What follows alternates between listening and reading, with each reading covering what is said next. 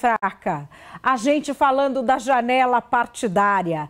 A história da doação do Brasil para reformar uma basílica que já está reformada. Enfim, vai ter muita coisa além de presidenciável no estúdio. É hoje a íntegra da entrevista de João Amoedo. Então vamos lá para este grande momento que eu estava esperando. Essa vinheta tá boa? Voz da consciência. Tá boa? A vinheta. Eu não vi também. É boa, boa. Vinheta, né? A gente vai aprimorando. O pessoal vai dizer aí o que achou. Vocês vão falando aí o que vocês acharam do Top News, da vinheta, tá? Vambora. Top News. Top News, number 3. Falta a trilha ainda. Entendeu? A gente tá estudando. Isso é a vinheta. Põe de novo. Tem certeza? Tenho. Põe mais alto para eu ouvir. Top News, number 3. Ela tem impacto. Boa vontade, pelo menos tem. Bom, number 3 é o seguinte, Brasil. Guilherme Boulos foi lançado agora como candidato à presidência da República pelo PSOL. O PSOL, vocês sabem, é um partido que foi gourmetizado há muito tempo. Ele foi, vamos dizer, monopolizado por essa casta de artistas, meio Paula Lavigne, Caetano Veloso, essa coisa meio Vila Madalena, que fala pelos pobres, mas vai dormir no seu apartamento no Leblon e quer que pobre se exploda. É aquela casta justiceiro social de internet que, quando você aperta, revela o justo veríssimo que habita dentro de si. Mas, enfim, tem que ter uma legenda. Guilherme Boulos foi para lá e eles prepararam um espetáculo que gourmetizou Guilherme Boulos. Eu já estou até achando que o MTST não vai mais invadir nada, vai ter que pedir licença depois desse espetáculo. Brasil segura que aí vem, porque teve de tudo mesmo. Sônia Braga dizendo que é trabalhadora, Lulão dizendo que está torcendo pro Boulos, Boulos falando do Lulão e teve, é claro, showzinho do Caetano cantando de cocar. Enfim, Brasil, o que o povo não faz por uma candidatura à presidência? Se Fernando Henrique andou de jegue, o que é isso para Guilherme Boulos, que ainda é moço? Vamos lá, número 3. Cada estrela se espanta a própria explosão. Gente é muito bom, gente deve ser o bom. Tem de se cuidar, de se respeitar o bom.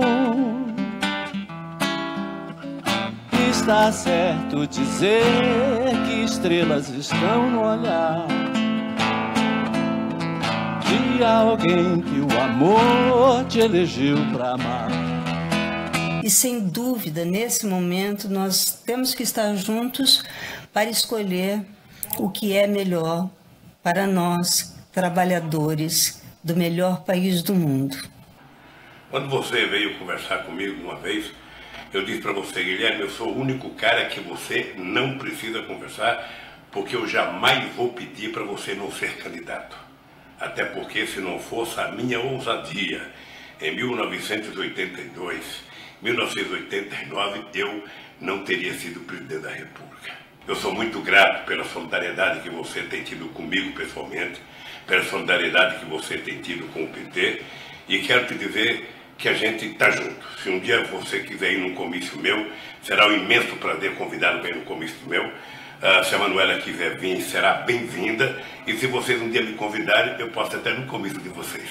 Querido, ó, boa sorte. Beijo, beijo, beijo enorme em você. Eu quero registrar aqui a minha sincera solidariedade ao Lula, pela injustiça que está sofrendo. Brasil, pra frente, vamos presidente! Brasil, pra frente, vamos presidente!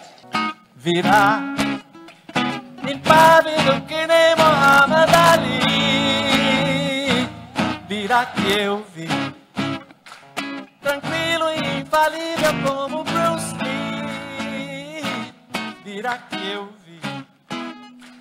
Apaixonadamente como Penny. Virá que eu vi. Um índio preservado em pleno corpo físico. Em todo sólido, todo gás e todo líquido. Que uma condenação sem provas, uma condenação injusta, não pode ser naturalizada. Principalmente quando bandidos comprovados estão no Congresso Nacional e no próprio Palácio. Só quem se ilude acredita que vai parar no Lula. Não começou com ele e não vai parar aí. Isso pega toda a esquerda. Isso pega todos nós. É grave também quando nós vemos bolsonaros discursando e sendo aclamados ao defender tortura, ao defender extermínio.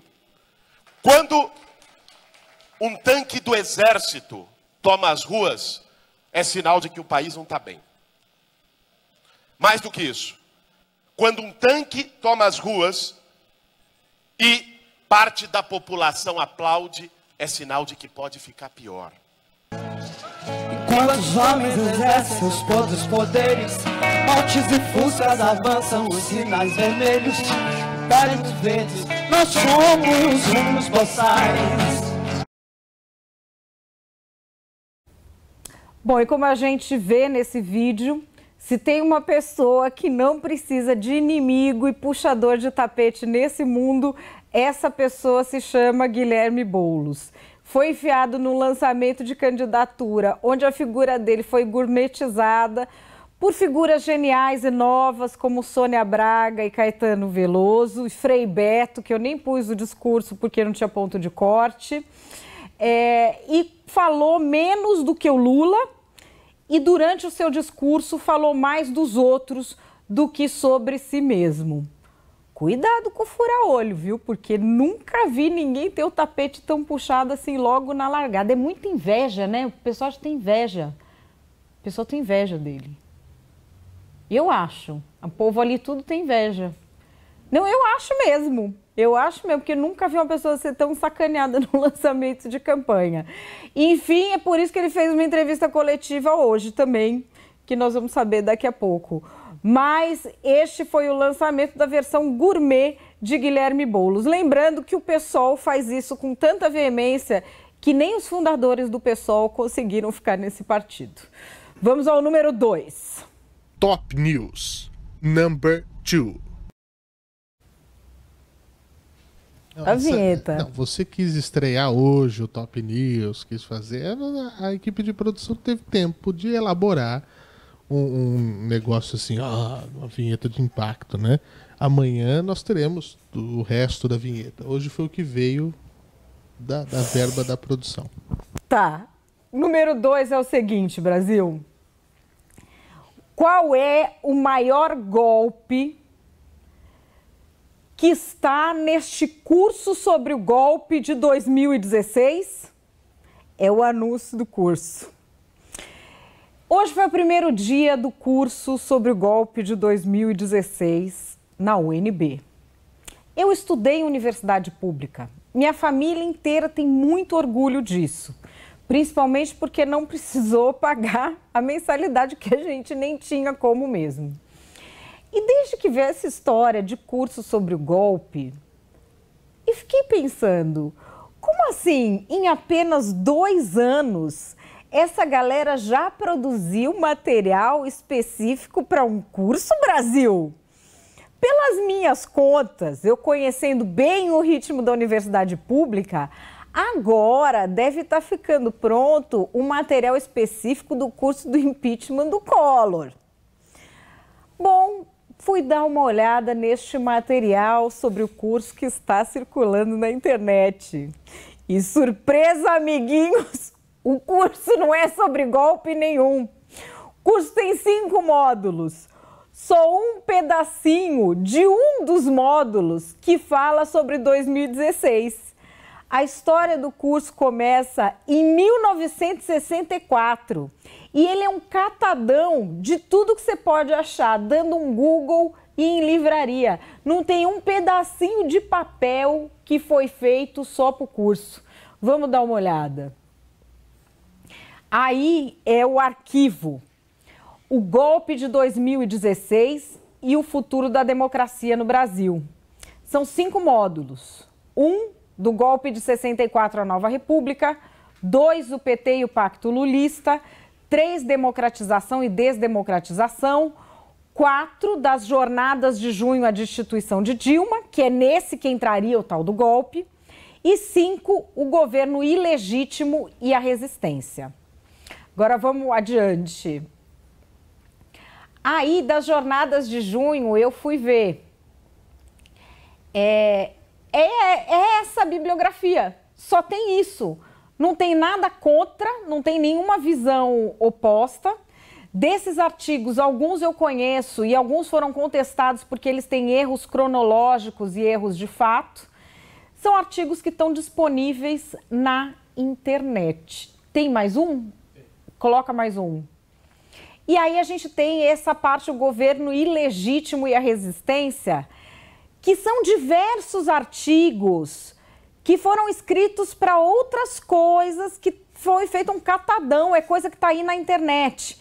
Esse artigo, por exemplo, do Leonardo Sakamoto, foi escrito na época daquela portaria do trabalho escravo. A gente tem ali um artigo da professora Solano Gallego sobre o populismo, que ela fala sobre como hoje as narrativas todas são iniciadas pela direita e a esquerda tem ficado uma coisa só reativa de não querer que os outros falem. Ou seja, a gente não está falando aqui do que aconteceu em 2016 em nenhum momento. Não tem um curso de golpe de 2016 como foi anunciado à torto e à direito. Portanto, aqui a gente já pode dizer que não há um curso sobre o golpe de 2016, que na verdade o que a gente tem é o golpe de 2018. Eu li o que foi colocado pelos alunos aí que fizeram essa coletânea do material. E o que a gente pode ver é que eles tentam se colocar como criativos e como muito diferentes quando eles adotam um vocabulário cheio de clichês que são repetidos indefinidamente para se adequar no grupo dos lacradores. Eles mostram uma reverência excessiva à autoridade que a gente não mostrava nem quando a gente foi criado na época do regime militar. Eu achei uma coisa muito curiosa, é o tal do sabe com quem você está falando, você não pode falar assim do professor tal, como se ele fosse uma autoridade mítica ou religiosa.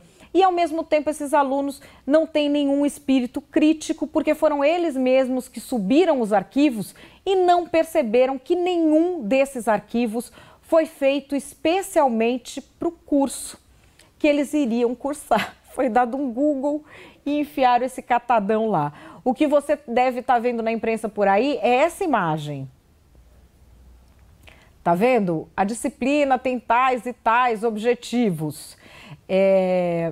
Não é exatamente o que a gente vê que é possível fazer com essa bibliografia que está aí no curso. Só estou esperando para ver os trabalhos de conclusão que realmente devem ser para lacrar o Brasil, né? E agora vamos ao número 1. Top News, number 1. Bom, o número 1 é uma homenagem a tudo isso e também a produção, que fez essa produção maravilhosa dessa vinheta. Pois não? É demais, né? Não ficou bom? Ficou sensacional. Que bom. Ficou sensacional. Eu estava esses dias na internet tentando definir uma palavra para esculhambação tipicamente brasileira. Intelectuais de todas as partes do país participaram. Porque sabe, você precisa para ser intelectual, né? Tirar 3 acordes no violão, você já intelectualizou, você já é intelectual. Ou se não, você fala assim, eu li Mises, cala sua boca, sei o que, você já é intelectual também. Então, assim, intelectuais de todas as partes participaram, até que os maiores gênios da atualidade nesse país, que na minha opinião são os gamers, porque eles estão ricos e não estão batendo boca no Twitter com ninguém. Fica a dica. Meu filho é fã dos gamers, dos canais de youtubers de gamers, então para mim eles são as melhores pessoas desse país. E eles resolveram me ajudar. Os gamers já têm uma definição para a esculhambação tipicamente brasileira. E como eu já não tenho mais idade para ser gamer, primeiro porque eu fico viciada e depois porque eu sou mãe, eu não suporto a sensação de perder um jogo para o meu próprio filho, eu pedi a um representante dos gamers que gravasse a explicação para esta expressão que nos define neste universo. Rué BR. Anota que você vai usar. Saudações Brasil, estou gravando esse vídeo aqui a pedido da Madeleine por conta de uma tuitada que ela deu hoje pela manhã. Ela falou algo mais ou menos assim: nós brasileiros temos o dom de esculhambar todas as coisas em que nos metemos. Deveria existir uma única palavra que pudesse sintetizar isso e essa palavra deveria ser patenteada. Logo abaixo, o Diogo respondeu e falou: Madeleine, no mundo dos games existe, é o Rué BR. Pois bem, o Rué BR é um neologismo para risada, Huebr, que é a forma que os brasileiros normalmente em salas de bate-papo de game dão risada. E existe um movimento grande de gamers pelo mundo todo, e o Brasil é o quarto maior mercado disso. Nós estamos falando de milhões de pessoas jogando e de pessoas de diversos perfis, tá? Pessoas desde jovens, de adolescentes, de crianças, até executivos, pessoas com mais idade, diversos perfis profissionais. Então você tem aí muitos estratos da sociedade dentro desses jogos. E os brasileiros ficaram reconhecidos por serem esculhambadores, mais do que esculhambadores, aqueles que fazem grandes balbúrdias nesses jogos. Então, você tem jogos que às vezes se popularizam e os brasileiros tomam esses jogos quase que como uma horda, seja fazendo brincadeiras no meio de uma batalha. Então, por exemplo, né? Você está jogando com dezenas de pessoas dentro de um servidor e as pessoas são, por exemplo, soldados e você está em uma missão de resgate. De repente, o brasileiro entra ali e ele mata quem deveria estar sendo resgatado, ou começa a fazer uma brincadeira, uma dança da chuva, ou juntam grupos grandes de brasileiros e começam a fazer arrastão e roubar diversos itens dos outros jogadores. Isso ficou reconhecido como Rué BR. Meu nome é Cláudio Thiago. Um abraço. Tá aí, o Cláudio Thiago Menezes foi eleito lá pelos gamers que me ajudaram como porta-voz deles e também a pessoa que tinha um celular que filma que não estava bichado no momento. Cláudio, valeu, muito obrigada pela explicação. O pessoal aí no chat está aprovando, o pessoal que trabalha com manutenção de games, manutenção de servidores. É isso, Rué BR é uma palavra que passará a fazer parte do nosso vocabulário. E melhor, eu duvido que os políticos saibam o que é isso. A gente já pode começar a utilizar isso com eles. Então é isso, Brasil. Top News está de volta amanhã com uma vinheta que presta. Ah, tá bom. Desculpa. Tinha uma vinheta de encerramento, vocês fizeram? O público gostou. Vocês fizeram a vinheta de encerramento? Não deu mau tempo de fazer essa. Isso você está chamando de vinheta? É um vídeo onde abre alguma coisa. Tá bom, vamos para Brasília. Vamos para Brasília. Tá, desculpa. Thaisa Oliveira, boa tarde. Oi, Madalena, boa tarde para todo mundo que nos acompanha. Como você mostrou, então, no início do programa, né? Guilherme Boulos, líder nacional do MTST, lançou no sábado a sua pré-candidatura oficial ao Palácio do Planalto e assinou hoje um termo de filiação ao PSOL, partido pelo qual ele vai concorrer à presidência da República. Nesse evento em São Paulo, Boulos disse que essa aproximação com o PSOL se deu por diversos encontros que o MTST e o PSOL tiveram ao longo desses anos, debates, eventos, lutas nos quais eles se aproximaram, e Boulos disse que o objetivo dele, então, é combater os privilégios. A gente já tinha falado disso há 2 semanas, um movimento político novo que está sendo lançado no país, surgiu no finalzinho do ano passado, e a principal bandeira desse movimento é justamente essa ideia de combater 1% mais rico, né? A parcela 1% mais rica da população brasileira. Hoje, Boulos falou praticamente a mesma coisa. Ele já tinha, se manifestado ali a favor desse movimento político e hoje disse, então, que a bandeira dele, enquanto presidente, possível presidente da República, seria essa de fincar os pés na lama e combater os privilégios de uma parcela da população.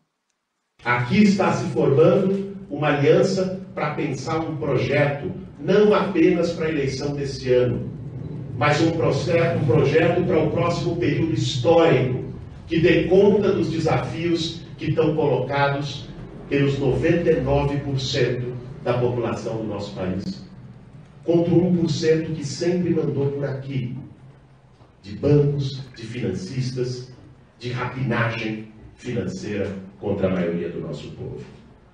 É uma alternativa que tem pé no chão, que vai oferecer para a sociedade brasileira um programa que tem que dar resposta aos problemas essenciais do nosso povo, ao tema do emprego, ao tema da saúde, ao tema da moradia, e compreendendo que as respostas que nós queremos para esses temas demandam determinadas rupturas. Rupturas com a lógica de um sistema político que está falido. Rupturas com a lógica de um sistema econômico que só serve às minorias. Essa é a nossa disposição. E vamos fazer no próximo período um amplo debate de projeto, de programa para o país. E falando sobre esses projetos para o país, Guilherme Boulos criticou as reformas trabalhista e da Previdência e questionado a respeito de como faria o financiamento de campanha, disse que pretende apelar para fazer aquelas vaquinhas coletivas, crowdfundings, para conseguir fundos para essa campanha presidencial, mas que já tem rodado o país há muitos anos com a MTST e por isso conhece o Brasil todo. Então ele acredita que vai ser fácil esse diálogo com o restante do país. Em relação também a essa questão da candidatura, de uma possível filiação, de uma possível arrecadação de recursos, ele disse que prefere fazer uma campanha com um chinelo rasgado a fazer uma campanha em que fique com o rabo preso, com grandes empresas, como a gente tem visto no país. Não disse quem fez isso, mas falou que a gente tem visto isso no país. Perguntado sobre uma questão ali de apoio com outros partidos, o PSOL disse que estuda fazer uma parceria com o Partido Comunista do Brasil, o PCB, mas disse apenas que descarta, tem vetos aos partidos que apoiaram o golpe. Citaram 2. PMDB e PSDB. Em relação também, surgiu uma pergunta ali, se ele apoiaria o Lula num segundo turno, em que ele estaria de fora disso. Ele não disse nem que sim, nem que não, mas falou que o objetivo dele não é firmar a posição, e sim lançar, de fato, uma candidatura sólida ao Palácio do Planalto. Madá. É bem interessante a gente ver que na mesa lá do PSOL, que fala tanto, nas minorias, era só homem, só tinha uma mulher, E eu continuo insistindo, eles estão gourmetizando o Guilherme Boulos. A hora que o Guilherme Boulos aparecer de sapatênis, a gente já sabe que eles fizeram com o Guilherme Boulos uma paulavinização. Porque essa esquerda aí não é tipo o pessoal que fundou, que era o Babá, Heloísa Helena. Esse povo até já saiu do PSOL. Então, assim, vamos ver no que é que vai dar essa história aí dessa candidatura com essa coisa esquisitérrima. De Lula falando, se você quiser eu subo no seu palanque, você sobe no meu. Que história é essa? Que história é essa, um subir no palanque do outro? Isso lá é assim que o cara corre para presidente, é eleição, um subindo no palanque do outro. Eu não estou entendendo mais nada, Thaisa. Se bem que agora nem é campanha, né? Não é campanha, viu, Madá? É uma pré-campanha, viu? Que fique claro. Então, tá todo mundo fazendo pré-campanha no país. E agora você falou dessa questão das mulheres, já está definida, né, quem seria ali a vice-presidente de Guilherme Boulos. É a líder indígena Sônia Guajajara, ela que é presidente de uma ONG que coordena, né, articula povos indígenas. Então, isso já no sábado já estava definido. Hoje foi reforçado que a Sônia Guajajara seria, então, a vice-presidente nessa chapa, Boulos e Sônia Guajajara, e disse que essa participação dela na chapa só reforça essa questão de pluralidade que o pessoal tenta buscar. E aí o Guilherme Boulos fez questão de falar que o nome dele ali não é o único, que ele ainda não é oficialmente o candidato ao Planalto pelo PSOL.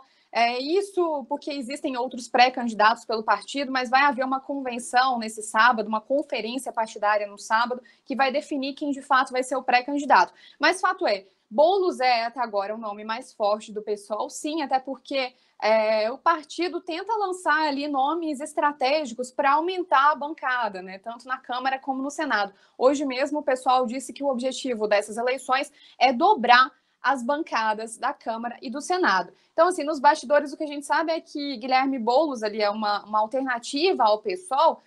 O partido reconhece que, enfim, não há grandes chances de Guilherme Boulos ser o presidente do país, mas de fato não quer perder ali outros nomes, né, que têm uma vaga garantida, tanto como deputado federal, como Senado. Então o objetivo é mesmo dobrar a bancada. Agora, mudando de assunto, não sei se todo mundo vai se lembrar, espero que sim, aquela medida provisória que autorizava um repasse de R$792 mil ao Estado da Palestina para a reforma de uma basílica, a Basílica da Natividade, que, segundo a fé cristã, é onde Jesus Cristo teria nascido, né, no mesmo local onde essa basílica foi erguida. Pois bem, essa medida provisória foi autorizada em janeiro desse ano pelo presidente da Câmara dos Deputados, Rodrigo Maia, que estava em exercício durante aquela conferência de Davos, o Fórum de Davos, quando o presidente Michel Temer foi para a Suíça. Rodrigo Maia estava, então, como presidente interino do país, autorizou esse envio de R$792 mil para o restauro dessa basílica. Esse dinheiro sairia, né, do orçamento do Ministério das Relações Exteriores, e o próprio Ministério chegou a dizer que outros países estavam colaborando. Essa é uma reforma, segundo o Ministério das Relações Exteriores, que conta, então, com o apoio de outros países e é organizada por além do Estado da Palestina, né, pelas 3 igrejas que coordenam ali a basílica. Essa medida gerou muita polêmica, acabou havendo no mês passado uma decisão liminar aqui da Justiça Federal do Distrito Federal que suspendeu a medida provisória, então suspendeu o repasse do dinheiro para a Palestina, mas fato é que o Congresso Nacional promete dar seguimento à tramitação dessa medida provisória. Então, na quarta-feira, o Congresso promete instalar ali a comissão mista, deputados e senadores que vão analisar essa medida provisória. Por causa, né, dessa decisão que suspendeu o repasse, né, uma coisa não está ligada diretamente à outra. Então, assim, segundo um advogado que a gente consultou, na decisão liminar, a juíza não pede que a medida provisória tenha a tramitação suspensa. Então, por isso que o Congresso tem ali a capacidade de montar a comissão e dar seguimento a essa tramitação da medida provisória, né? Tem até 120 dias para fazer isso, para definir se vira ou se não vira lei, mas fato é que até agora o recurso não foi repassado. E o advogado que conseguiu que essa medida fosse suspensa criticou a instalação dessa comissão mista, né, durante essa semana, que vai, então, analisar a medida provisória. O nome dele é Marcos Aldenir, foi ele que entrou na justiça com essa ação popular que garantiu, então, que o recurso fosse suspenso, né, não fosse repassado à Palestina. Ele fala que é católico, é cristão, tem até muita vontade de conhecer a Basílica, mas entrou na justiça porque acha que essa é uma medida completamente descabida, que o Brasil já tem as suas próprias prioridades financeiras. É uma coisa completamente ilegal, imoral, despropositada e afrontosa à realidade que o Brasil e o povo brasileiro estão vivendo. Não é uma questão religiosa, da minha parte. E em meio a essa confusão, um advogado e cientista político, Naue Bernardo, aqui explicou essa questão da tramitação, como essa decisão liminar não impediria a tramitação dessa medida provisória, criticou tanto a medida provisória como o recurso que suspendeu essa medida, né? Ele fala que, de fato, a gente está vendo no Brasil uma chuva de medidas provisórias, mas que, mesmo assim, há uma interferência muito grande do judiciário em relação a essa questão, porque ele destaca, caso o Congresso autorize, de fato, o repasse de dinheiro para o Estado da Palestina, essa medida, essa decisão judicial que suspendeu o repasse, é uma medida praticamente inócua. Então, ele aponta que o próprio Congresso Nacional já tem os mecanismos necessários para reverter uma medida provisória como essa, que não precisaria, lá atrás, no mês passado, de uma interferência judicial nesse processo. Quem tem que dizer se a medida provisória é adequada ou inadequada é o Congresso Nacional. E quem tem competência para questionar atos da presidência, da Câmara e do Senado é o Supremo Tribunal Federal. Quando essa medida foi publicada em janeiro, recebeu críticas, inclusive, da bancada evangélica do Congresso Nacional. O presidente, o deputado Takayama, disse que, inclusive, enviaria ali perguntas ao presidente da Câmara dos Deputados, Rodrigo Maia, por que houve esse repasse de recursos. Então, o Congresso agora, essa semana, retoma as discussões dessa medida provisória e na quarta-feira haverá, então, a definição dos deputados e senadores que vão compor a comissão mista e a eleição ali de presidentes e vice-presidentes. Bom, ele enviou mesmo esse pedido de explicações, até agora a gente não teve. Vale lembrar que a grande polêmica em torno da Basílica é porque a doação foi feita depois que a Basílica já estava pronta. Então ninguém entendeu o que mais que eles querem reformar. A não ser que, sei lá, eles vão fazer uma reforma protestante na Basílica, agora que tem 500 anos da reforma protestante. Não sabemos, mas vamos acompanhar. Thaís, até amanhã, um beijo.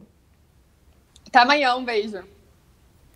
Bom, vamos falar da Operação Carne Fraca Brasil. Ao contrário da que aconteceu em 2017, que nós ficamos... Lembra que nós ficamos sem comer churrasco? Na outra Operação Carne Fraca, foi aquele pânico generalizado. Porque a gente nunca tinha ouvido falar. Você comeu churrasco aquele fim de semana? É por isso que está nessa boa forma. Desculpa, eu fui proibida pela Gazeta de fazer bullying. Eles fazem comigo? Pode. Eu de volta não posso. É porque tem a hierarquia. Que hierarquia? Em cargos mais altos não Se eu mandasse alguma coisa, não tinha saído essa vinheta no começo do programa, mas tudo bem. Enfim, a gente ficou muito em pânico na outra vez, porque a divulgação sobre quais eram as questões de saúde mesmo não foi a prioridade. Havia um anseio de se divulgar a questão da descoberta da corrupção. Mas nessa vez, o brasileiro, felizmente, não entrou em pânico. A gente tem um caso grave envolvendo uma empresa enorme que teve suas ações despencando na bolsa, que é a BRF. E aí teve essa pergunta específica na entrevista coletiva. É só produto para exportação que teve o laudo adulterado para poder exportar ou tem produto no mercado interno também? Vamos ver. Para deixar claro, então, a operação de hoje não fecha nenhuma dessas plantas. O mercado interno permanece a venda, o consumo, é só a exportação. Depende dos achados também. Nós estamos com a equipe lá. Eles estão fraudando o laudo. Inicialmente, o que já está decidido é a suspensão daqueles que já não estavam suspensos. O PL10 já estava suspenso, enfim, os 3 foram suspensos, voltaram, mas os 3 hoje eles não vão poder mais exportar para esses mercados específicos e outras medidas adicionais, nossas equipes estão lá nesse momento, se ele está tomando algum tipo de atitude que também implique no mercado interno, as medidas cabíveis serão adotadas. Bom, o som tá bem ruim, mas não foi a gente que captou, Brasil. Não veio aqui xingar nós. Foi o pessoal da Polícia Federal que colocou isso no ar e o som tinha que ser o deles. O que ele está explicando é que os laudos que constam aí, que todo mundo teve acesso até agora são principalmente relacionados à presença de salmonela em carnes para exportação, mas que eles estão verificando mais laudos. Essa investigação teve o apoio também de fiscais que trabalham no Ministério da Agricultura. E lembrando que o início de tudo foi uma ação trabalhista. Uma pessoa que não quis entrar no esquema, não quis atestar coisa errada e recorreu à justiça para ver os seus direitos. Uma pessoa que trabalhava na empresa e não aceitou fazer parte do esquema. Já pensou como seria melhor o país se ninguém aceitasse fazer parte desses esquemas? Porque nada desse tamanho é montado sem a participação e a conivência de muita gente, Enfim, vamos voltar a Brasília, saber agora da tal da janela partidária. O que é isso, Olavo Soares? Boa tarde. Boa tarde, Madá. Boa tarde, pessoal. Tudo bem? Vamos falar então da janela partidária, que começa agora, quarta-feira. O que é isso? É um período de 30 dias, que vai durar de 7 de março a 7 de abril, em que os deputados federais vão poder mudar de partido sem sofrer nenhuma punição. Vamos contextualizar para a gente entender bem o que leva até essa janela. Até 2007, um político com mandato no Brasil podia mudar de partido livremente. Bastava o interesse de mudar e pronto, ele mudava na mesma hora, sem dar satisfação e sem precisar prestar contas ao partido pelo qual havia sido eleito. Naquele ano, 2007, houve um entendimento do Judiciário de que o mandato pertence ao partido e não à pessoa.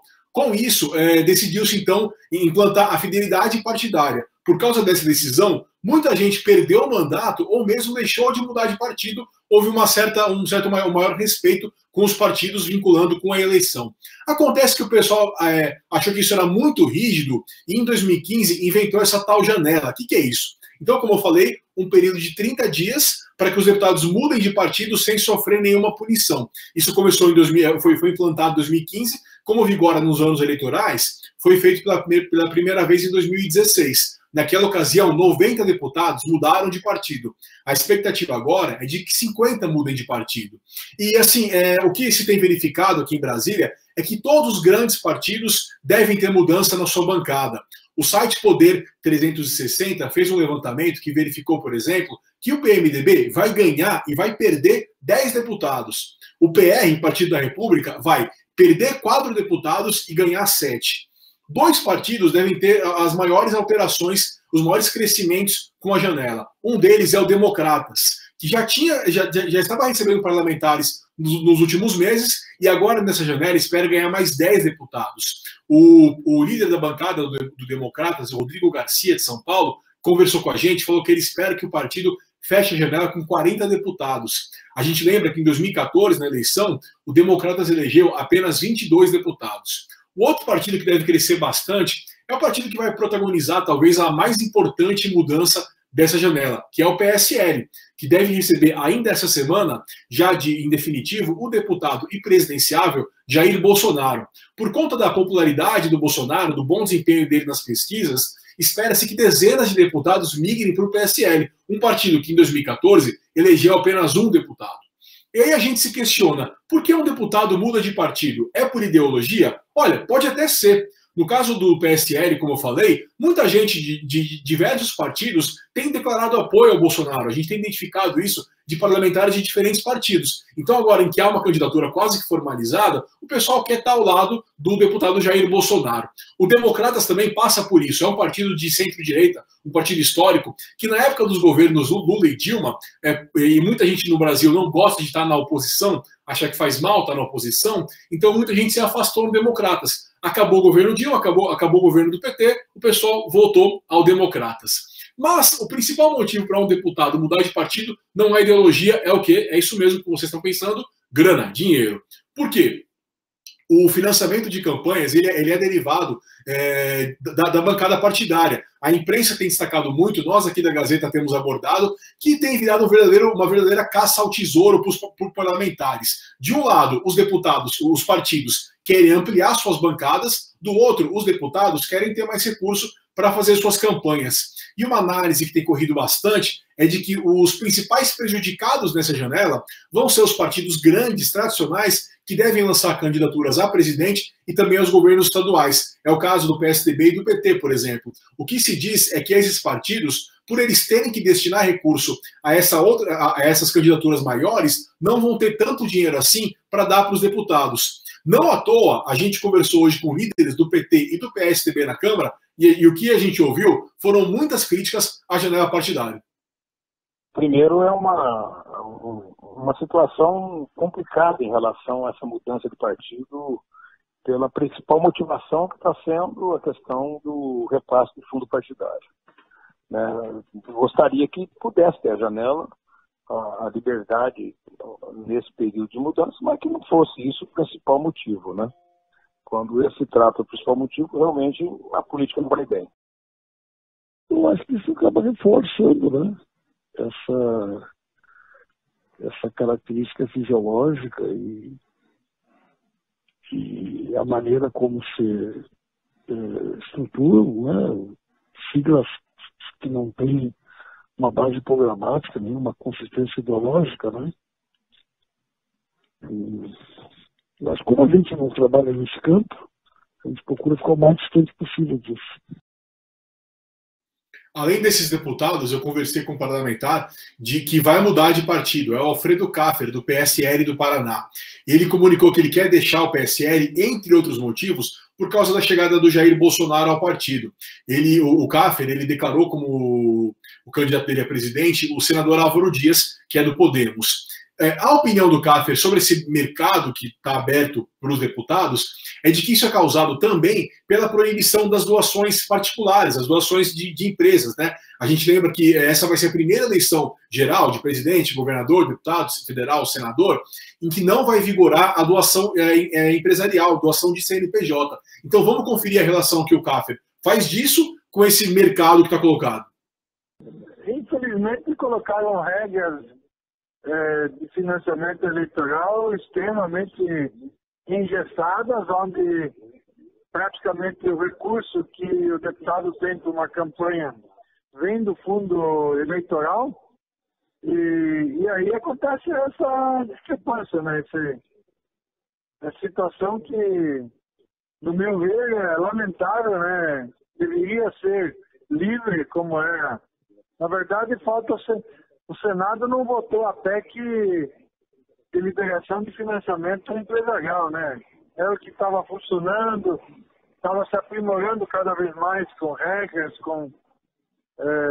bem definidas. Então, mas infelizmente a regra do financiamento eleitoral ficou nisso, e é lógico que os deputados precisam de recursos para financiar a sua campanha, e muitos vão acabar não resistindo a essa oferta, né?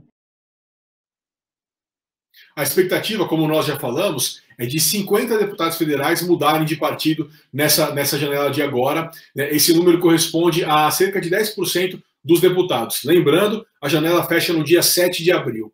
Ao longo dessa legislatura, que começou em 2015, foram verificadas já 185 mudanças partidárias. Número alto, né, Madalena? Na verdade, eu acho que deveria poder ter candidaturas independentes, sem necessidade de se filiar à legenda, porque senão vai ser esse baguncelê sempre. Não tem sentido, por exemplo, uma pessoa que já tinha uma aliança prévia, uma história de vida, junto com Álvaro Dias, com uma história desse deputado, ter que ficar num partido que vai apoiar alguém tão diferente do Álvaro Dias. Ele tem uma questão local. Em outros países, por exemplo, nos Estados Unidos, tem partido municipal. O cara cria um partido dedicado a fazer um abrigo para cachorro naquela cidade. Por que você tem que se filiar nacionalmente a um grande partido para isso? Junta lá meia dúzia de gente só para fazer aquilo, é só isso que eles querem. Eles não têm que ter outras coincidências ideológicas, programáticas, nada. Eles fazem só ações locais. A gente tem uma política organizada para o cidadão não conseguir. Só quem é político profissional que consegue participar. Ainda provavelmente vai ser assim nessas eleições, né? Vamos ver o que é que vai acontecer. O pessoal está perguntando aqui, ó, no chat, É o Levi Fidelix. Cadê o Levi Fidelix? Ele deu entrevista, né, para a Gazeta. Vamos trazer ele aqui também? Eu acho que ia ser muito bom o Levi Fidelix falar com a gente. Ele, aliás, é presidente de um partido muito pequeno, o PRTB. Salvo engano, não sei se eu estou errado agora, eu acho que nunca elegeu nem um deputado federal, nem um senador. Mas está lá, fundo partidário, todo ano, forte e firme. E o Levi, ele teve a ideia do aerotrem, que no fim foi implantado aqui em São Paulo, e ele não foi convidado para a inauguração. Mas ele fez uma transmissão no Face, ele indo pela primeira vez ao aerotrem com a família dele. E agora ele teve uma ideia nova, que são navios presídio. Sim. Sim. Não sei se o aerotrem seria mais legal, né? Ou talvez um navio de transporte e aeropresídio. Será que é meio... Iate presídio, né? Agora vai precisar o iate presídio para muita gente.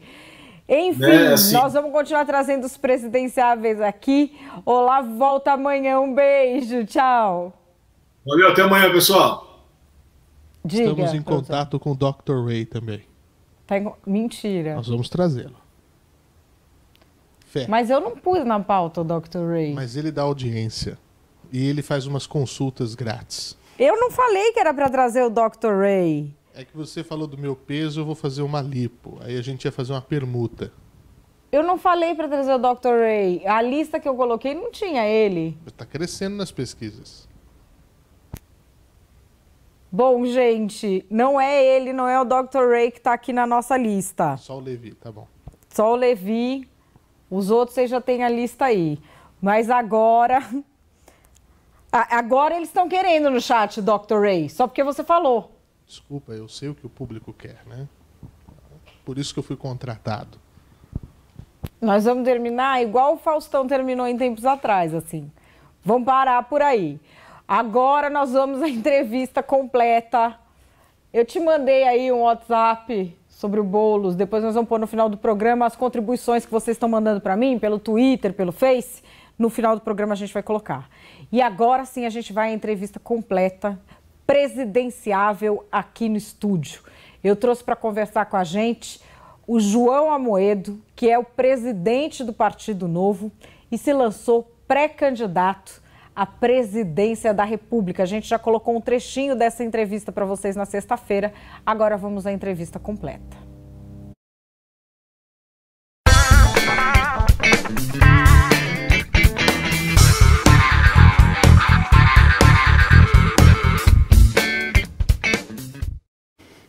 Olá, protagonistas, mais um dia difícil na vida dos inimigos, porque a gente prossegue aqui com as entrevistas com os presidenciáveis. Essa campanha era para ser a mais curta da história deste país, no entender dos poderosos que acham que tudo se resolve na canetada, mas não foi assim que quis o Brasil. A campanha já está de verdade na rua desde o ano passado e é por isso que a gente decidiu conhecer melhor quem tem chance de presidir esta pátria de chuteiras. Na segunda entrevista da série, eu resolvi trazer aqui ele, porque é um nome que vocês têm pedido. Vocês já viram ele em outros lugares, mas nós vamos tentar fazer uma entrevista diferente aqui. Este homem resolveu sair do ar-condicionado das empresas, onde ele pode simplesmente mandar nas pessoas para negociar com as pessoas. Será que isso vai dar certo, Brasil? Bom, ele fundou um partido político que está fazendo muito sucesso. Eu trouxe aqui João Amoedo, pré-candidato do Novo à presidência da República. Tudo bom? Tudo bem, Madeleine. Um prazer estar aqui com vocês. Bom, João, estou conhecendo você pela primeira vez hoje. Não te conhecer pessoalmente, só vi assim de longe em palestra. Conheço muita gente do Novo que está muito confiante em projetos para o Legislativo. Uhum. Como é que você vê essa entrada do Partido Novo na política? Como é que tem sido essa experiência com os outros partidos? Perfeito, acho que é um ótimo ponto. A nossa entrada não foi fácil lá atrás, porque montar um partido é algo extremamente burocrático. Acho que até é uma mudança que deveria ser feita na legislação, porque muita gente A grande maioria das pessoas não se sentem representadas pelos partidos que estão aí e, no entanto, não conseguem montar porque a burocracia determinada pela legislação é muito grande, né? Mas, assim, o Novo, acho que a grande vantagem e o momento muito oportuno que a gente tem é essa demanda por renovação. As pessoas querem renovação na política, querem algo diferente, e essa sempre foi, desde o início do processo, a proposta do Novo, né? Primeiro, uma montagem com gente da sociedade civil, sem estar ligado a nenhum partido, sem estar ligado a nenhuma igreja, sem estar ligado a nenhum sindicato. Segundo, o desejo de devolver poder para as pessoas. A gente sempre tem batido nessa tecla, quer dizer, as pessoas são os melhores gestores da sua vida, o dinheiro tem que ficar no bolso dela, menos carga tributária, menos intervenção do Estado, então a gente quer devolver isso para as pessoas. Quarto, contra privilégio, né? Terceiro, contra privilégio. O Brasil tem muitos privilégios, os partidos políticos são o maior exemplo disso. Fundo partidário, fundo eleitoral, tempo de televisão. Então, a plataforma e as propostas do Novo são muito diferentes do mundo político atual. O que sobra para o mundo político atual ao criticar o Novo é dizer o seguinte, olha, vocês são muito novatos, isso não vai funcionar assim, a política não funciona assim. E o que a gente tem dito é o seguinte, realmente, essa política do jeito que está não é que a gente quer que funcione, a gente quer uma nova política. Então, é um momento porque as pessoas notaram, com toda a crise, com toda a Lava Jato, que precisa mudar e que precisam participar. Então, no nosso entender, é um ótimo momento para colocar a plataforma do Novo aí. Vocês saíram antes nisso. Eu lembro quando vocês estavam começando a montar o partido, eu conversei com o Christian Lobauer na época, tive até que pagar a língua, porque eu dei risada. Falei, vocês são um mundo de almofadinha, não vão montar partido nenhum. E paguei a língua, porque montaram o partido. Montaram. Verdade. Eu achava que vocês iam largar assim em 2 meses. Mas olha, deixa eu dizer, você não era a única, não. A grande maioria achava isso. Mas eu falei na cara. Porque o povo dava parabéns e ficava falando mal pelas costas. Eu falei na cara, paguei a língua, porque eu achava que vocês iam cansar disso. E era uma vontade real. E aí, no fim, vocês fizeram alguns candidatos. Como é que é essa relação? Fizeram alguns candidatos que eu digo, elegemos. Gente. Exato. Como é que é essa relação lá no dia a dia? Porque, assim, a candidata que vocês elegeram aqui, que eu conheço, que é a Janaína, que era de um movimento de rua, já tinha ali sua representatividade, ela consegue fazer coisas na Câmara e ela não age na mesma dinâmica que as pessoas achavam que era necessária absolutamente para conseguir fazer coisas. Exato. Não, esse ponto, primeiro o ponto que você levantou é interessante. Quando a gente começou o Novo lá em 2010, muita gente dizia o seguinte, vocês não vão conseguir fazer a coleta de fichas. A gente foi e conseguiu. Vocês não vão conseguir fazer o registro. A gente foi e conseguiu. Vocês não vão conseguir eleger ninguém sem usar fundo partidário, sem tempo de televisão e sem fazer coligação. A gente foi e elegeu. Então, assim, o Novo tem avançado e vencendo essas etapas e muita gente no início dizia um negócio meio quixotesco, isso não vai funcionar. E ao longo do tempo, na medida em que a gente vai entregando os resultados com uma plataforma e um caminho diferente, as pessoas vão acreditando. No caso do Novo, que a gente sempre falou foi o seguinte, o Novo tem que ser uma instituição baseado em ideias. A gente não acredita no salvador da pátria, coisa que a gente sempre vê no Brasil. Chegou o fulano que vai resolver nossos problemas e muitas vezes está aí há muitos anos, a grande maioria deles não resolveu. Por que agora, de repente, essa pessoa que está há muito tempo ou os que estão há muito tempo vão resolver? Não vão. Sim, o que vai resolver é um time, equipe, instituição, são ideias, são princípios e valores. Então, no caso do Novo, isso é muito claro. Então, os candidatos do Novo assumem sempre um compromisso de atuação, ou parlamentar ou no executivo, dentro de algumas regras que o partido coloca. Por exemplo, todo mundo que vai ter um cargo no Legislativo do Novo tem que ser contra aumento de impostos. Todos eles têm que cortar privilégio e benefício. Os vereadores do Novo, como a Janaína, cortaram 70% da quantidade de assessores, mais de 50% da verba de gabinete. E tem uma interatividade muito grande com o partido, porque eles entendem que eles não estão... O partido não é apenas uma legenda, eles estão representando uma instituição. Então, assim, a gente procura ter uma integração entre todos os vereadores, quer dizer, terem pautas parecidas, conversarem, usarem os melhores procedimentos. Então, isso tudo faz com que, de fato, a gente tenha uma característica diferente. Acho que é muito diferente do dia a dia dos outros partidos, onde a pessoa, na verdade, tem uma legenda, se elege e, a partir daquele momento que ele se elegeu, ele cuida do negócio dele, independente, muitas vezes, do partido, né? Eu não vejo na política brasileira esse tipo de experiência sendo possível para alguém que tenha uma visão ideológica diferente da de vocês. Não existe em outro campo ideológico esse tipo de partido para a pessoa se encaixar? Olha, talvez, porque aí é uma questão mais de como se dá o funcionamento do partido. Eu até imagino que no caso do PT, em algum momento, ele era uma instituição. Ele já foi, é verdade. Quando eu comecei a trabalhar em política, ele era. Já foi. Ele tinha uma coisa mais alinhada. Só que ele caiu na armadilha de, ao invés de ter como base princípios e valores, elegeu o salvador da pátria. Sim. E aí virou quase que uma coisa, aquela pessoa virou o símbolo, virou tudo. E essas coisas não funcionam, as pessoas erram, o partido tem que ter uma vida mais longa. Então não dá para você ancorar toda uma instituição numa única pessoa. É o caminho para dar errado, né? E os outros partidos, como você falou bem, não se estruturaram, porque isso a gente vê muito durante essa época de eleição, que é o seguinte, as pessoas pensam sempre no curto prazo. Então, os partidos em geral, a cada 2 anos, eles querem fazer o que é mais importante para eleger aquelas pessoas que estão no poder e elas então determinam quais são as coligações, quais são as alianças, o que o partido vai dizer, o que o partido não vai dizer, porque com um único objetivo, serem eleitos. E aí você não consegue criar nada, você não consegue criar no longo prazo. E aí essa mentalidade que é exercida na gestão dos partidos, eles trazem para dentro do governo quando são eleitos. Por isso que o Brasil não consegue crescer, a gente não consegue planejar, não consegue crescer, porque é sempre aquele planejamento de curto prazo visando os interesses de um pequeno grupo de imediato, né? Existiu aqui em São Paulo, quando foi a eleição do João Dória, o pessoal estava muito empolgado com aquela coisa do gestor. Eu não gosto muito, porque assim, o gestor, ele manda em quem está embaixo. É isso. Eu já fui gestora. Ser gestor é uma delícia. Você fala, fulano, quem é chefe sabe. Você fala, fulano faz isso, fulano não fez isso. Você pode mandar o fulano embora. Isso é uma delícia. Vai falar isso para a Câmara dos Vereadores de São Paulo. Vai falar isso para o Congresso Nacional. Não é gestor que você... Gestor é uma coisa, estadista é outra coisa. Homem público é uma coisa completamente diferente de gestor. Um homem público pode contratar bons gestores, pode pôr bons gestores em determinadas funções específicas. Mas não é ele que é o gestor. Isso aí não dá certo. Exato.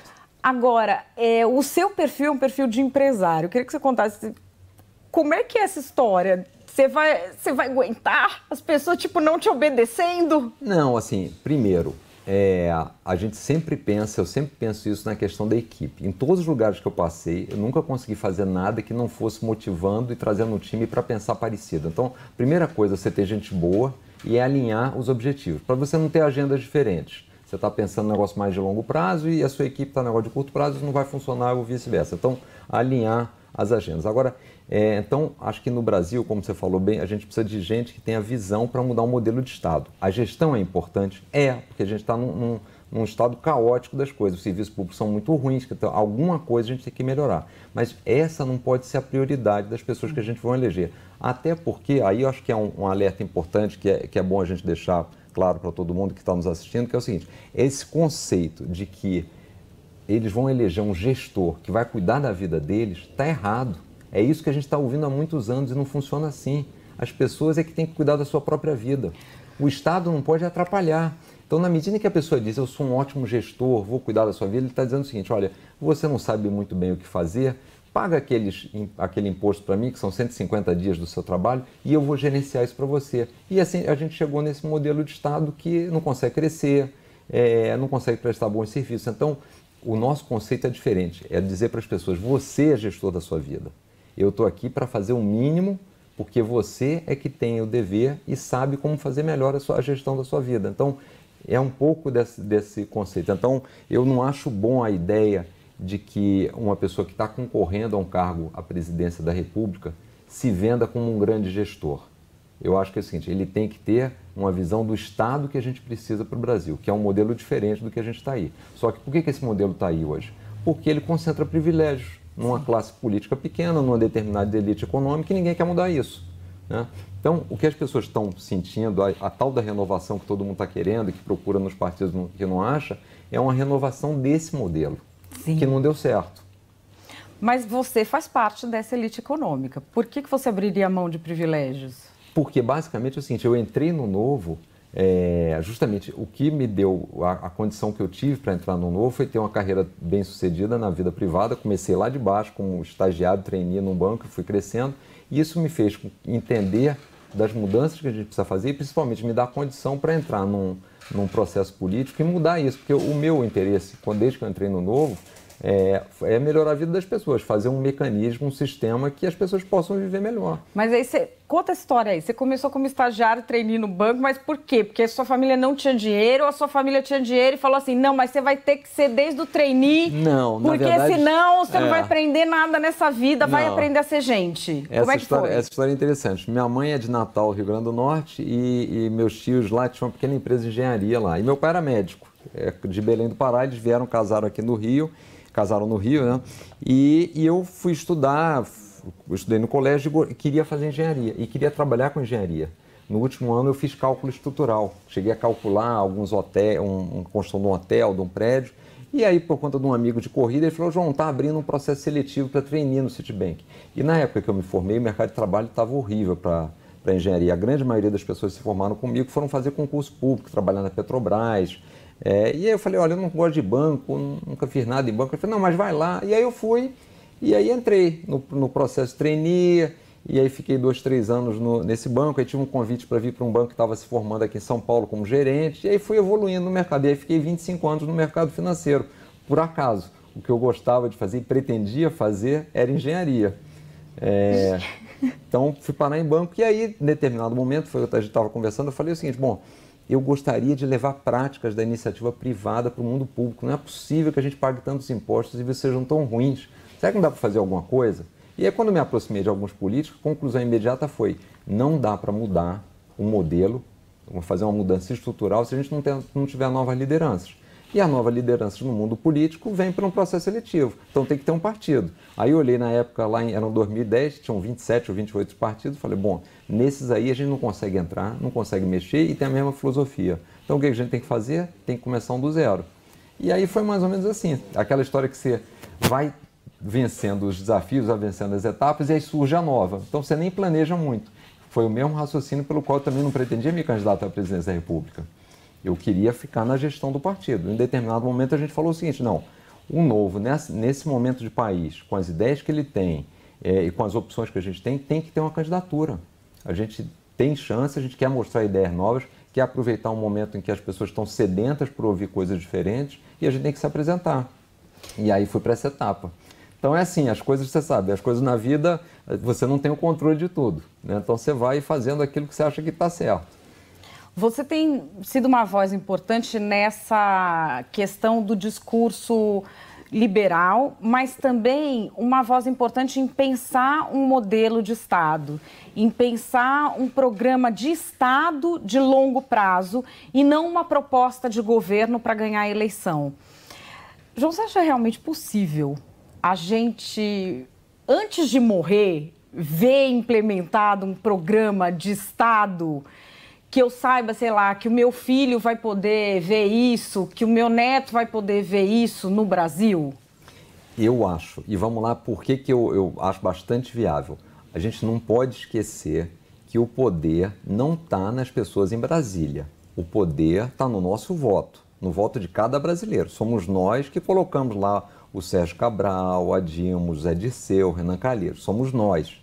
Não é que eles se juntaram e foram para lá sozinhos. Então, dado que isso é verdade, é fato, o que a gente tem que fazer é mostrar para as pessoas por que essas decisões que foram equivocadas deram esse resultado, que a gente tem que mudar isso. E o poder está com nós, está conosco. Muita gente fica preocupado com essa história, bom, mas como é que a gente vai mexer nessa turma que se encastelou lá no poder e montou um esquema para se blindar e aprova um fundo eleitoral com mais 2 bilhões?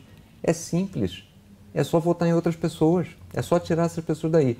Óbvio, a gente precisa ter alternativas para votar. E aí a gente está vendo, o Novo está fazendo isso, está trazendo muitos candidatos, a gente está vendo alguns movimentos se mexendo também, tentando trazer pessoas. Então, assim, existe essa demanda da população ir para a política.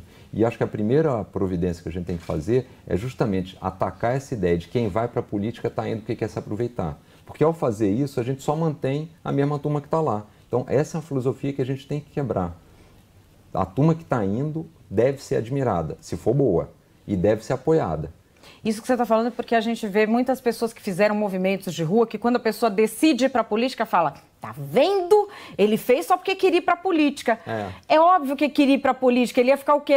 Lá com a bandeira na rua? O tempo todo, 50 anos? Exato. Não, que bom que ele foi para a política. Claro, porque óbvio. Só na rua, sem ter as pessoas adequadas lá, a gente não vai mudar as coisas. Agora, dado que nós tivemos uma crise econômica forte, nós estamos tendo ainda toda a Operação Lava Jato, tá certo? Ficou claro o sistema de corrupção, claro qual é o objetivo das estatais, claro como é que funcionam as coligações, claro como é que funcionam os partidos políticos, o tamanho de benefício que tem aí. A gente está vendo a reforma da Previdência, onde o funcionário privado ganha inúmeras vezes menos que o do setor público.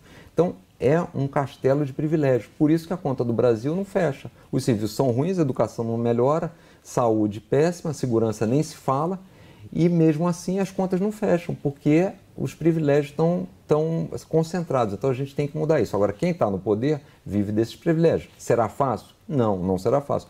Mas se a população estiver convencida disso e que o voto delas tem um poder muito grande, dá para mudar. Então eu sou muito otimista que dá para fazer essa, porque eu acredito que as pessoas têm capacidade de entender o que está acontecendo, se engajaram muito mais depois de todo esse processo de impeachment, das manifestações, de todos os programas, de tudo que se fala de política, das redes sociais.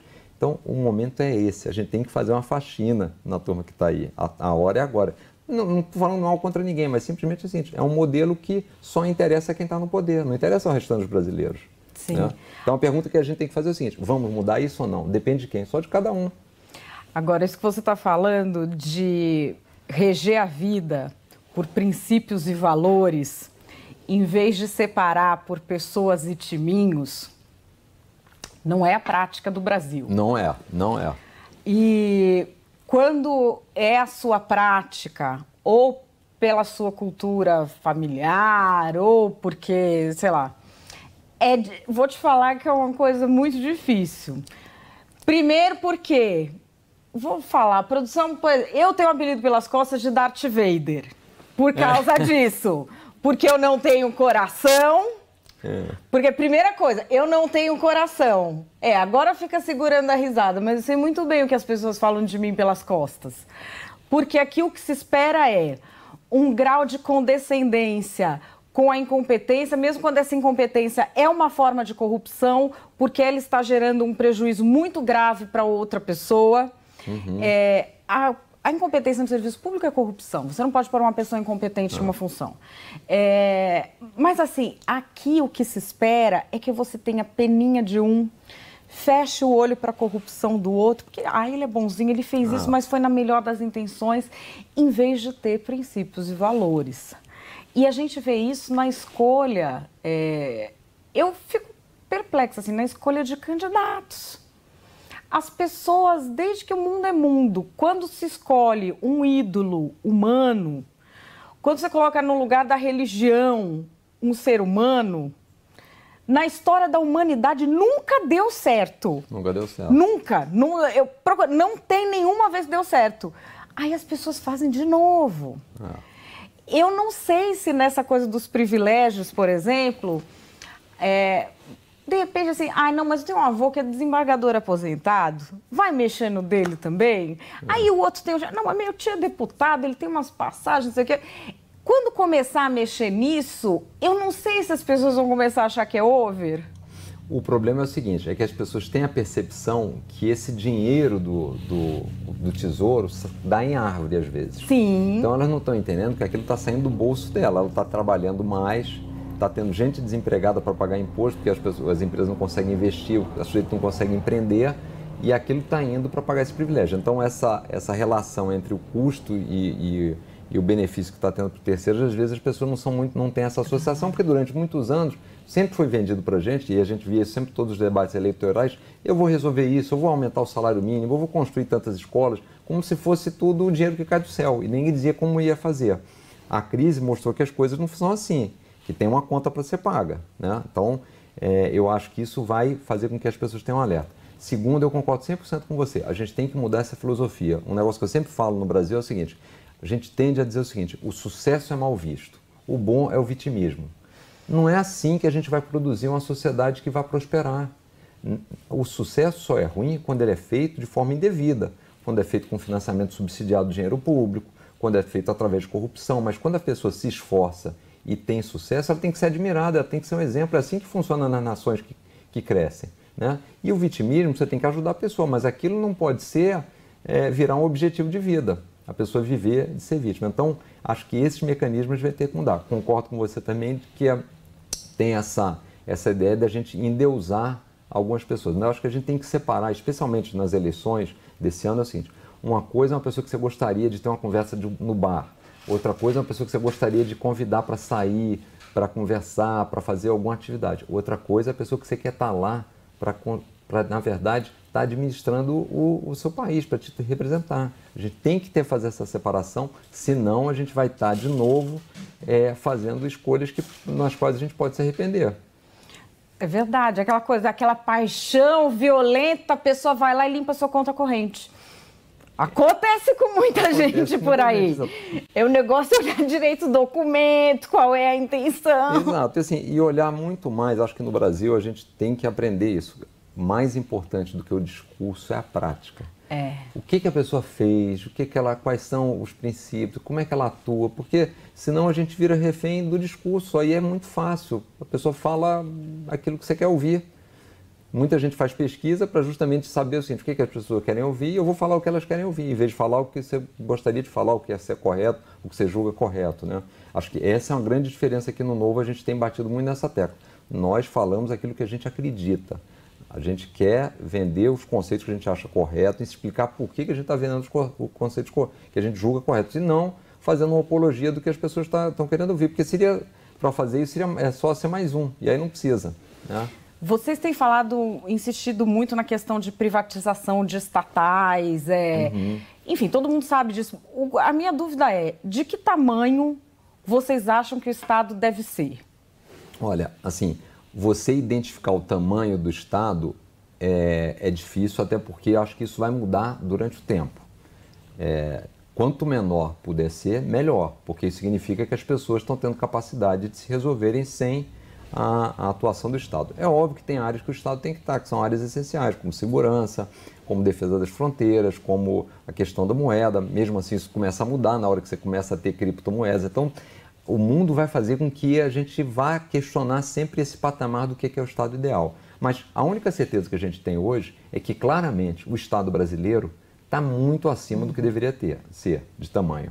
Tanto em relação à carga tributária, quanto em relação ao escopo de atuação que ele tem. Então, dá para começar a ir cortando. O mato está muito alto, então tem muito mato para cortar. Quando a gente chegar um pouco mais baixo, a gente vai ver como é que está a situação do Brasil e ver o que tem para fazer. Mas, claramente, empresa estatal que estava vendo nos últimos 2 anos, consumiram 40 bilhões de reais dos nossos impostos, que foram deficitários, onde, na verdade, é um cabide para indicação política.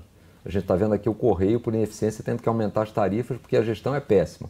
Então, um governo que não consegue gerir direito à educação, à saúde, à segurança, precisa estar fazendo entrega de correspondência, administrando banco ou extração de petróleo? Não precisa. O Estado deveria ser o seguinte: a nossa questão deveria ser a seguinte: precisa da participação do Estado aqui? Não. Se não precisa, deixa o Estado fora, porque vai ser mais oneroso. Ele não tem os incentivos para fazer uma boa gestão. O que faz você fazer uma boa gestão numa empresa? Primeiro, o medo de quebrar. Então, você tem o medo de quebrar, você tem que tratar bem o seu cliente, você tem que prestar um bom serviço num preço competitivo. O Estado não tem essa preocupação, porque ele não vai quebrar. Ele pega mais impostos, coloca dinheiro nosso lá. Então, os incentivos são ruins. Então, por isso, assim, não é que a privatização para nós não é um fim em si mesmo, mas ela é um meio para as pessoas pagarem menos impostos, terem mais liberdade, terem produtos de melhor qualidade e o Estado ter um ambiente menos propício à corrupção, né? E qual que seria o método, por exemplo, para se cortar esse mato? Olha, eu acho que essa questão das estatais, e aí a gente tem que ter cuidado para quando privatizar, não transferir, às vezes, alguns monopólios que são estatais para a área privada. Então, por exemplo, na área financeira, a gente já tem uma concentração muito grande dos bancos, então a gente tem que pegar a Caixa e o Banco do Brasil e vender para outras instituições, não para as grandes que já tem aí, porque senão a gente vai aumentar a concentração. Porque, por exemplo, telefonia, eu já tenho até uma sugestão que vocês podiam privatizar de novo. De novo. Porque eu não aguento mais ficar na reclamação lá. É. Pode privatizar de novo a telefonia. Aumentar a concorrência, para você ter mais opções. Vamos abrir o mercado brasileiro. O Brasil é um mercado totalmente fechado. Inúmeras barreiras protecionistas, quer dizer, isso só protege quem está aqui. Isso é contra o interesse do cidadão, contra o interesse do consumidor. Então, esse é um ponto. Estava batendo nessa tecla dos privilégios, né? São enormes na área pública, nos políticos, é tudo. Quer dizer, desde da presidência da República, que custa quase 600 milhões de reais por ano, mais até do que custa a monarquia do Reino Unido, 60% a mais, até a questão da Previdência, que você tem uma distorção enorme. Quer dizer, alguém da iniciativa privada ganhando na média R$ 1.200, e quando você vai para o setor público, os salários oscilam de 9 mil a 30 mil. E uma coisa que me incomoda muito é como se considera natural ou direito adquirido o que se tem ali, tanto no dia a dia quanto depois. Então a gente vê assim, o cara tem aquela entourage toda, aquele pessoal que está em volta dele, pessoa que serve isso, serve aquilo, tem lanchinho, tem gente para fazer check-in especial no aeroporto. É um absurdo, é um absurdo completo que isso exista. Já seria absurdo se ele tivesse a possibilidade de pagar isso com o dinheiro dele. Exato. Porque já é folga demais. Agora, a gente pagando... E num país que tem um déficit em uma série de Mas tem gente passando serviços. Fome. Exato, mais de 12 milhões de desempregados. E aí a gente tem esse tipo de luxo, quer dizer... As pessoas recebendo, os partidos políticos recebendo fundo partidário. A gente teve recentemente um senador alugando jatinho com dinheiro do fundo partidário para fazer uma viagem de Brasília para São Paulo. Quantos voos tem de Brasília para São Paulo? A gente precisa pegar 30 mil, 35 mil reais do fundo partidário, que é do nosso dinheiro, para pagar um jatinho para trazê-lo de São Paulo, de Brasília para São Paulo? Qual que é a lógica disso? Né? Não, e assim, a disfarçatez é por quê? Porque ele se acha tão no direito... Assim, se ele realmente não se achasse no direito, se ele tivesse a mesma noção que a gente tem olhando aquilo, ele jamais ia fazer um negócio desse. Eu acho que a gente tem um negócio importante que é o seguinte, a gente tem que lembrar nas eleições que o que a gente está colocando no poder são funcionários públicos. Sim. E não uma casta de privilegiados. A gente está elegendo funcionários públicos, essas pessoas têm a obrigação de receber, gastar o mínimo possível, nos dar os melhores serviços possíveis, porque eles estão lá para fazer isso. É como você está numa empresa, num negócio, você tem que fazer o máximo pelo seu cliente. E não o contrário, viver de uma forma nababesca e lixe-se o cidadão, o consumidor. Eu acho que ainda é mais, porque, por exemplo, numa empresa, você está lá também para evoluir a sua carreira pessoalmente, obter lucro. Eu gosto como eles falam nos Estados Unidos, quando te convidam, que eles te convidam para servir o seu país. É isso. Você vai com aquele sentido de dever, de servir o seu país. E aqui eu vejo um sentido de se servir do seu país. Exato. Uma coisa... muito complicada essa relação que eu vejo. Mas também, assim, eu vejo, por exemplo, o Novo vindo com alguns candidatos muito fortes para o Legislativo, que já estão trabalhando, já estão muito populares, porque já eram populares devido também a outros trabalhos que faziam fora da política.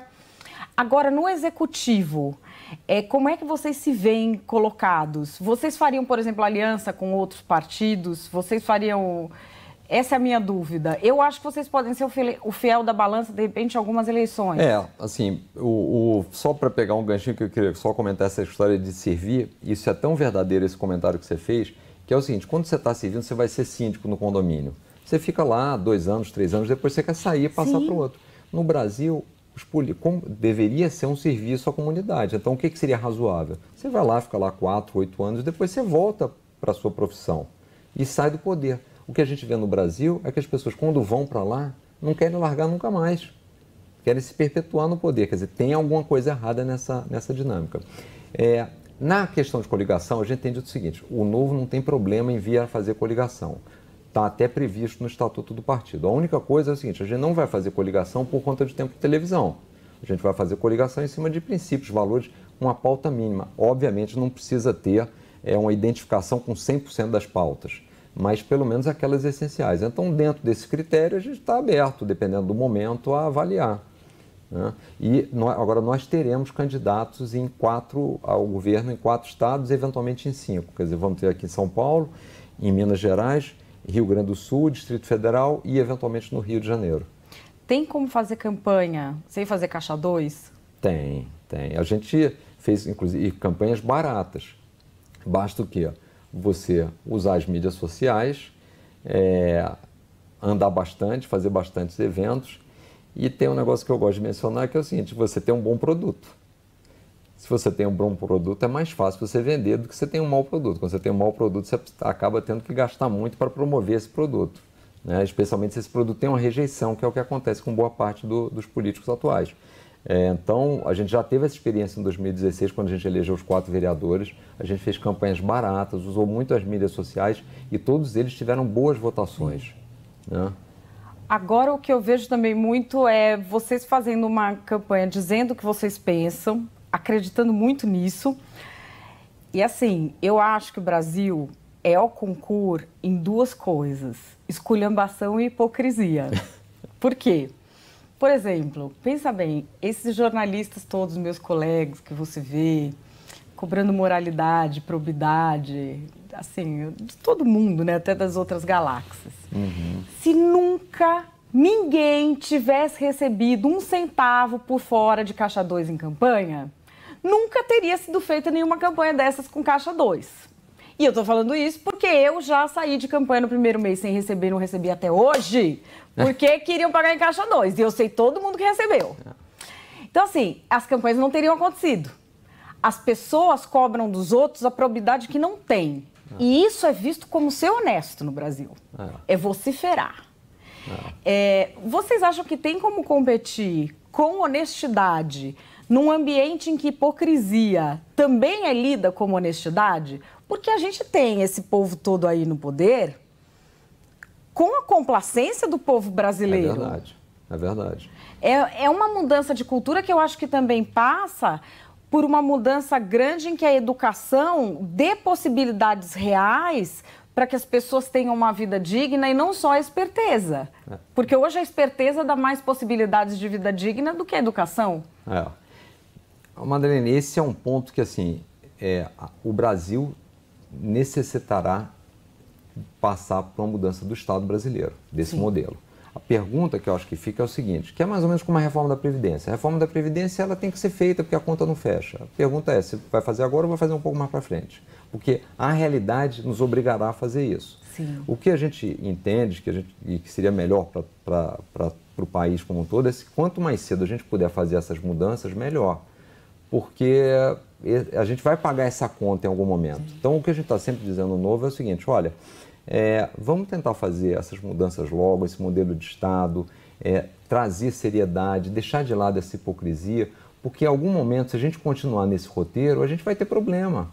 A gente vê aqui um vizinho, a Venezuela, as pessoas estão emagrecendo 20 quilos nos últimos 2 anos, por falta de comida, por uma gestão, porque se deixou a liberdade de lado totalmente, um regime ditatorial com conceitos socialistas totalmente errados. Então, a gente não pode cair nessas armadilhas, né? Então, eu acho que é um desafio, mas eu acredito muito na vontade da grande maioria do povo brasileiro de buscar autenticidade. O que a gente vai vender, muita gente... Não, o que a gente vai vender para as pessoas, o que a gente vai colocar, porque é o que a gente acredita, é a autenticidade do discurso. Quantos vão comprar? Difícil dizer, tá certo? Mas, assim, o momento é oportuno e a gente vai ser muito fiel a isso, porque é nisso que a gente acredita, é nisso que você precisa para fazer as transformações. Bom, a gente conversou aqui com ele, João Amoedo, que concorre, é o pré-candidato à presidência da República pelo Partido Novo. É o único candidato que fundou um partido e que está nessa nova leva aí de renovação na política. Vocês pediram para ele vir aqui, ele já conversou com o pessoal de lá da redação da Gazeta do Povo sobre privatizações, reforma da Previdência, reforma... que aí eu vou colocar aqui o link do vídeo para vocês verem também. João, quero te agradecer muito por vir aqui ter uma conversa franca, legal com a gente. Valeu, ótimo. Viu? Eu que agradeço, muito obrigado aí, um prazer. Bom, galera, é isso. Valeu, protagonistas. A gente continua com a série de entrevistas.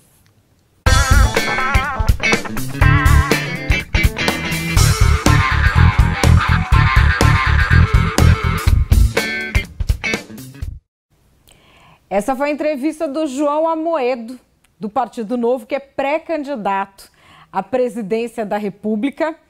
Amanhã a gente vai ter aqui no programa completa uma entrevista com o Kim Kataguiri, do MBL, que vai analisar a discussão sobre segurança pública. Lembrando que o MBL não é mais um movimento de rua, não é mais alguém que tem uma pauta ideológica só. É um movimento muito respeitado pelos políticos, pela capacidade de análise de tendências na comunicação. E o Kim vai vir aqui analisar essa história aí da pauta da segurança pública, o que as pessoas vão querer discutir e quais são as reais pendências, os gargalos aí do sistema. E você também está compartilhando aqui com a gente as suas visões. Mandaram para a gente um tweet sobre o Guilherme Boulos. Deixa eu dar uma olhada. O Jeffs mandou que eu tinha comentado que o PSOL se gourmetizou tanto que os fundadores foram cuspidos para fora. Tá aí o babá. Um candidato lulista no PSOL é um completo desrespeito à história do nosso partido. É verdade. É verdade. Meu pré-candidato é Plínio Júnior e endosso tudo o que ele diz sobre a esdrúxula participação de Lula no lançamento de Boulos. Gente, nem eu lembrava disso, é verdade. O PSOL, para quem não se lembra, foi fundado na época do Mensalão pelos parlamentares que deixaram o PT desiludidos, a galera toda lá chorando na tribuna. Eu acompanhei Heloísa Helena, Chico Alencar. Vou até trazer isso aqui no Top News. Galera chorou na tribuna para fundar o partido e agora o Lula está apoiando o partido. Verdade, muito obrigada pela lembrança, Jeff. Você também pode ir mandando aí as suas lembranças pra gente e vai mandando o nome de quem mais você quer ver entrevistado aqui. Amanhã tem entrevista do Kim Kataguiri. A gente volta aqui amanhã. Tchau, protagonistas. Muito bom estar com vocês de novo.